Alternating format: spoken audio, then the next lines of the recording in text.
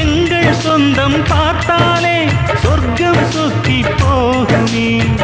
எங்கள் வீட்டில் பூத்தாலே பூவின் ஆயுள் கூடுமே.